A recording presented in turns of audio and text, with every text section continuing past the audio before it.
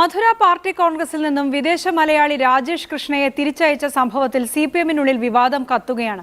Party Congress കഴിഞ്ഞ അന്വേഷണം ആവശ്യപ്പെടാനാണ് കേരളത്തിലെ ഒരു വിഭാഗത്തിന്റെ നീക്കം. എം.വി. ഗോവിന്ദൻ അടക്കമുള്ളവരുമായുള്ള ഇയാളുടെ അടുപ്പം ചൂണ്ടിക്കാട്ടിയാണ് എതിർപക്ഷത്തിന്റെ നീക്കം. രാജേഷ് കൃഷ്ണയ്ക്കെതിരെ പരാതിയുണ്ടെന്നും PB ആണ് തിരിച്ചയക്കാൻ തീരുമാനിച്ചത് എന്നും കേന്ദ്ര കമ്മിറ്റി അംഗം എളമരം കരീം പറഞ്ഞു.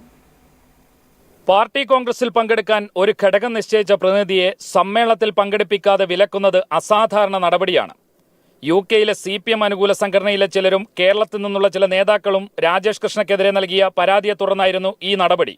പരാതി ചർച്ച ചെയ്യാൻ ചേർന്ന പോളിറ്റ് ബ്യൂറോ യോഗത്തിൽ പ്രകാശ് കാരാട്ട് രാജേഷ് കൃഷ്ണയെ ഫ്രോഡെന്ന് വിശേഷിപ്പിച്ചായിരുന്നു ആഞ്ഞടിച്ചത്. PB തന്നെയാണ് പുറത്താക്കൽ തീരുമാനമെടുത്തതെന്ന് എളമരം കരീം പിന്നീട് മാധ്യമപ്രവർത്തകരോട് പറഞ്ഞു.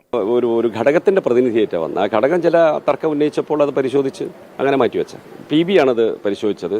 PB-യിൽ MA ബേബിയും രാജേഷ് കൃഷ്ണയെ തിരിച്ചയക്കണമെന്ന നിലപാടെടുത്തിരുന്നു.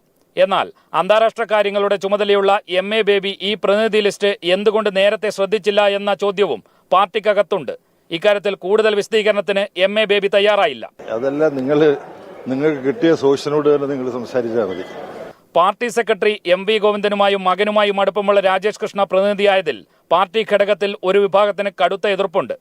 ദുരൂഹ ഇടപാടുള്ള ഇത്തരം ആളുകളുമായി നേതാക്കൾക്ക് എന്തു ബന്ധമെന്ന ചോദ്യവും ഇവർ ഉയർത്തുന്നു. EP ജയരാജൻ അടക്കമുള്ളവർ ഇക്കാര്യം ചോദ്യം ചെയ്തത് പിണറായി വിജയന്റെ അറിവോടെയാണോ എന്നുള്ളതും ചർച്ചയാണ്. പാർട്ടി കോൺഗ്രസ് കഴിഞ്ഞാലും കേരളത്തിൽ ഇക്കാര്യത്തെക്കുറിച്ച് ചർച്ചയും അന്വേഷണവും ഉന്നത നേതാക്കൾ ആവശ്യപ്പെടാനാണ് സാധ്യത. ടീം ഏഷ്യാനെറ്റ് ന്യൂസ്, മധുര.